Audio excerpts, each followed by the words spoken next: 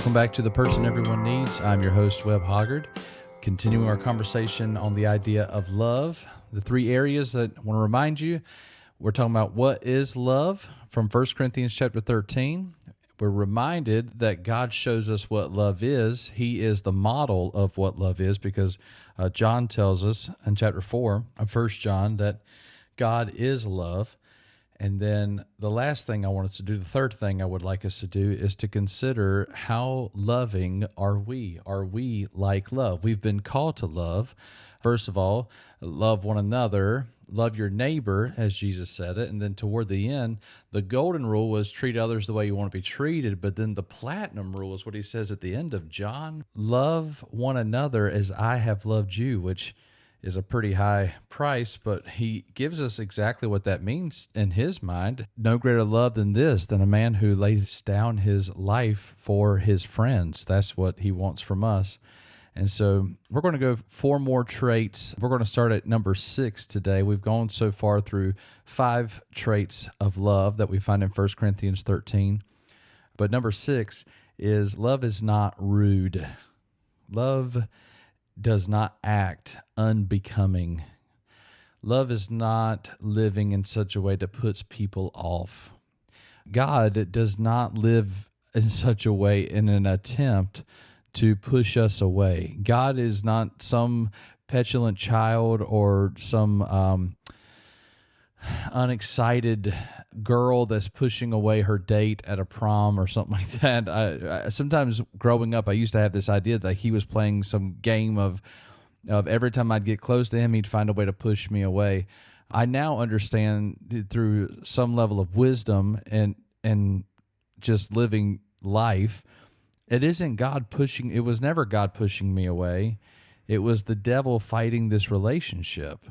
I can see it clearly now that every time I needed to be saved, he was right there to pick me up and to take me in, because that's what love does.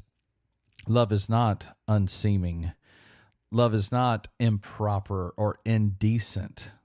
And that's really what the word rude means.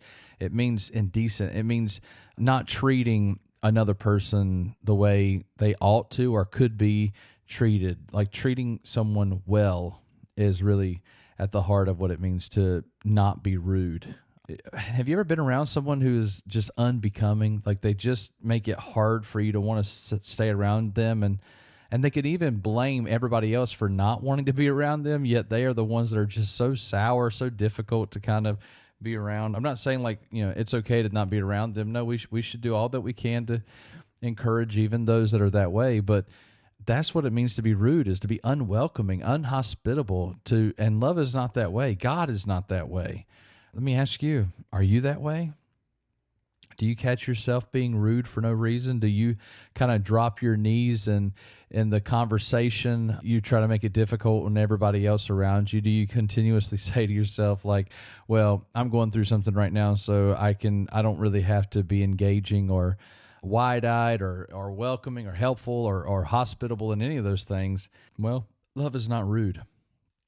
Love is never rude.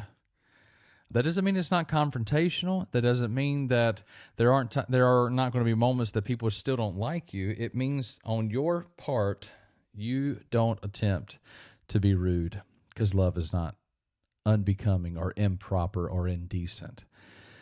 The 7th trait that we get in 1 Corinthians 13 is that it's not self-seeking. It's not searching. It's not, as the kids say today, it's not thirsty. It's not uncontent or unsatisfied, pining for things that is not, as we talked about last week, boiling over. There's also sometimes just a feeling of it's all about me. Whatever, church even sometimes can become, I didn't get anything out of this Sunday, so I don't know if I'm going to go back next week. Well, what about what did you give? Don't worry so much about what you're getting. What about what can you give? What can you give to your marriage? What can you give to your relationship with your kids? What can you give to your job? What can you give to your schoolwork? Sometimes we say, school is so boring. I hear kids say that all the time. School is so boring. Well, what are you giving to it? Are you coming interested? Are you giving it your all? Are you studying with all of your heart? No, it's boring. Who cares about how you do math and write and all that. And the truth is, you will care. All of it matters. It's not like any knowledge is truly useless if it's something that can benefit you in the future. And all things that you learn can benefit you. You'll be shocked at how much of that stuff you actually use. I know there's some adults out there that would say you'll be shocked at how much you don't use, but everything that you train your mind on is sharpening your mind, and that sharpening will be what is positive for you. It's a good thing to have that, but it's not, don't be self-seeking. Don't always have the pointing at yourself. Don't be striving. That's really, I guess, what I'm saying. Like, don't be a person who is constantly striving to get somewhere, do something, always demanding to have things your way, the way you want them. Love doesn't do that. God doesn't demand. He beckons, he calls, he gives us offerings, he invites us, he introduces us to the kingdom, but he's not a demanding God. He's a God who's going to have his way and his will is going to be done, but he uses willing vessels to do so, and he can move the hearts of humanity to do that, but he gives you the ability to decide that, because love is not self-seeking, it's not searching, it's not thirsty. As I was thinking about the words on this one, like love, there's this old song, looking for love in all the wrong places. Looking for love in so many faces, I believe it is the next line or something like that. But why are you pining for something? Why are you striving for something? Why are you running after something? When you are fully understood how much he loves you, how much you are loved by God, you don't have to strive so hard. You don't have to demand so much. You don't have to constantly seek. Instead, you can serve full-hearted and just trust that if there is some reciprocation in a relationship, that God's going to take care of that. And so don't look for love in all the wrong places. Love in all places, and trust that God is going to give you what you need when you need it. The eighth one is love is not easily offended. Now, this might be my favorite one, and I just, because I recognize so often when in relationships, when somebody is easily offended, easily irritated, there is a lack of love there. There's a lack of connection. And I don't mean to run away from somebody like that. Listen, it's in those moments that they might need the most amount of service, the most amount of love in that moment. But it's clear that if they're easily irritated, easily offended by you, that there's some level that they either don't trust your love or they don't actually love you. And it's a marker for me that I on the regular realize that if I'm easily provoked by somebody, I need to figure out what's at the heart of the lack of love that I feel either from them or feel toward them. And when I feel that from someone else, hey, you're not regarding me very well right now. Are you mad at me? Do you hate me? Like, do you believe I don't love you? Or do you not feel safe with me? These are some questions. These are not manipulative questions. These are concerning and interested questions. I don't want to provoke anybody into being worse. I don't want to make somebody easily angered, or I don't want to exasperate them, including my kids. There are times where I just realize like they won't hear anything. Everything I say, every suggestion I give, they act like I'm trying to take away all the good in their life, and it kind of breaks my heart a little bit. So I'm just like, do you not trust that I'm good, that I want good for you? So anytime really the picture of this Greek word, or these Greek words here, is the idea of like sharpening, like the stone that sharpens a blade, and how sensitive you could make if you were to rub that against your flesh, how sensitive you could make, blistering your skin. It's someone who's rubbed you the wrong way, or rubbed you too many times the way that is painful to you. It's blistered you, or made you tender, or made you abundantly sensitive. So we have to be careful that we're not people who are doing that to others, that we are not preying on their good intentions by being too sarcastic, or constantly pushing on the relationship by being negative or irritating. But also, we have to catch ourselves that when we are easily irritated by others, we get to the root of it so that we can get better at loving others. God is easy to forgive, but he's also one that when we pray to, we can be completely honest. God is not offended by our honest and truthful, arrogant and angry prayers, because he is a loving God. He loves us deeply.